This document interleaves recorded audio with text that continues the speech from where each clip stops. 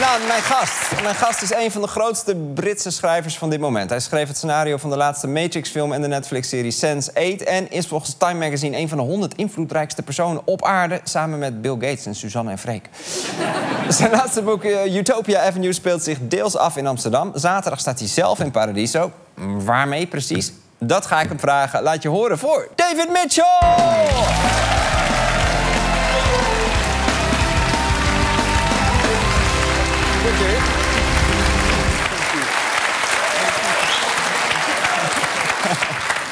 This is a Paradiso kind of crowd. Really? Yes. Really? Thank you so much. And I'm sorry we have to switch to English. I wish I could do this in Dutch, but it would be a very short show if we tried.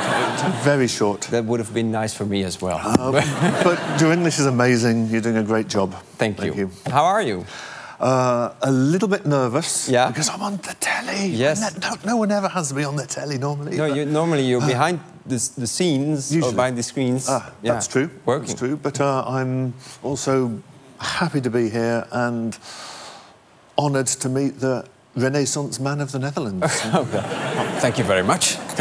This interview is over. This was enough. I'm a true fan of your work as writer. I've read probably all of your books. You're my personal preference as a guest.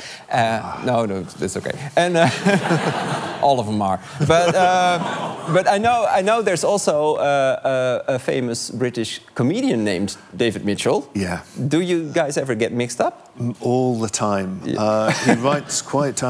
he's a little bit like you in that he writes political satire. He makes quite a lot of vocal enemies on Twitter. And they come after me first. So his Twitter handle is Real D Mitchell. And mine is just David_Mitchell. So they see them and they come after me. And they say, I hate that thing you wrote.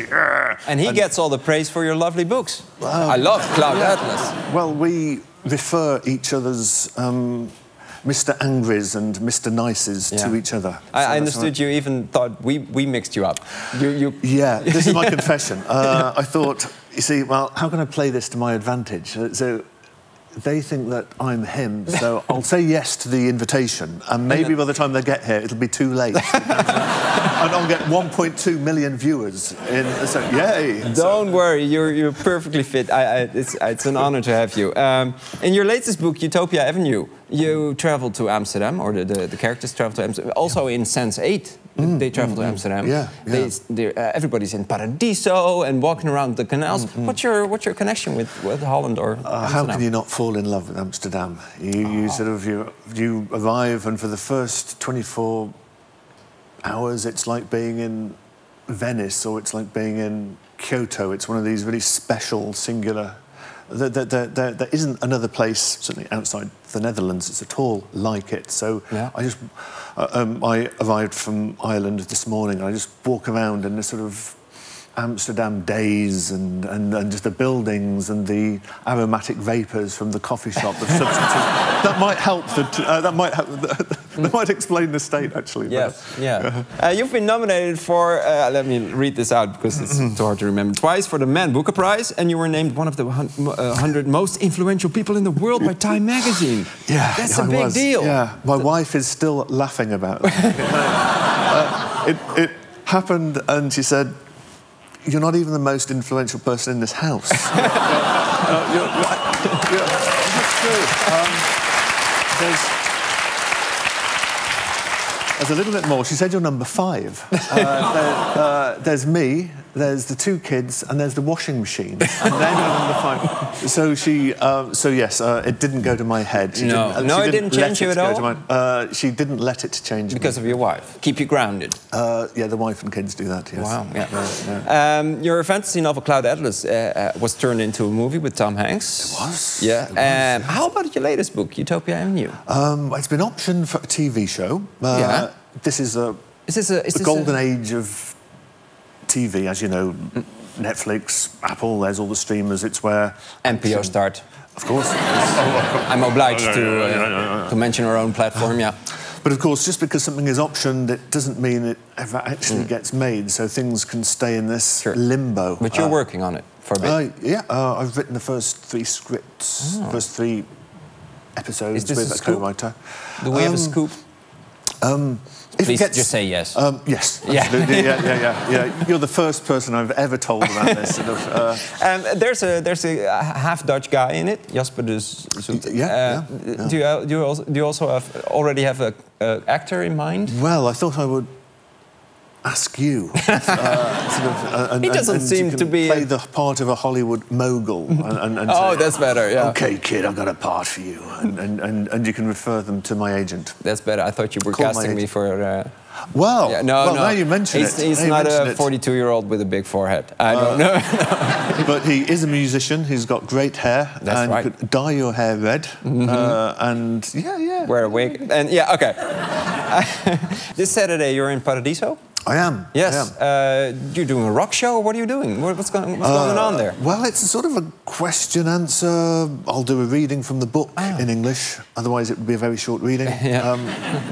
And questions from the audience. Yes. So you get to meet your Dutch fans. I do. How are the David Mitchell fans? Are they? They are wonderful. They're wonderful. Are there any weird literature groupie weirdos hanging around? Do they exist? They exist.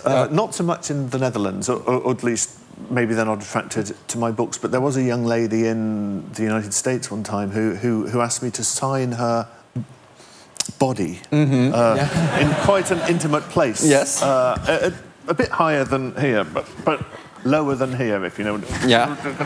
So she wanted me to sign my name so she could then get it tattooed. Wow. She was very nice. She said, it's perfectly okay to say no, and I'll understand if it's a no, but then, well, if it makes her happy... So now there's someone walking around with your autograph tattooed on there, and every time she has intercourse with her... So... There's a man looking at your autograph. I hadn't actually thought, well, you assume it's a man. Whatever. What made it okay was she had other writers' names all over different other body parts as well. So it's more like a visit to the library rather than... For the other person. Okay, lastly, did you told us you had a surprise for the audience.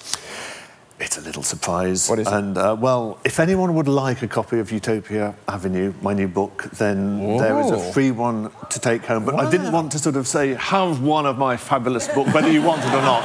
Because that would have given you the wrong impression. You're going a little bit Oprah Winfrey on us. A light. Oprah Winfrey light. Yes. So there's a book. I have the book here. It's Utopia Avenue. There's a even There you go.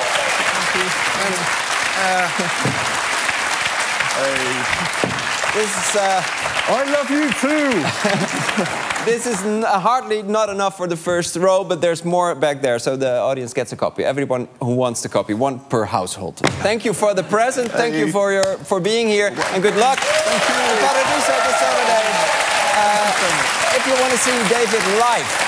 wil je David live zien? Check dan de website van Paradiso. Jullie bedankt voor het komen. En jullie bedankt voor het kijken. Dit was de avond. Op naar de morgen. Doei.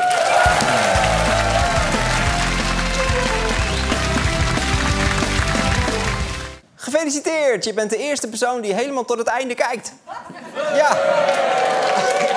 Als beloning kun je als allereerste een extra video vinden op NPO Start.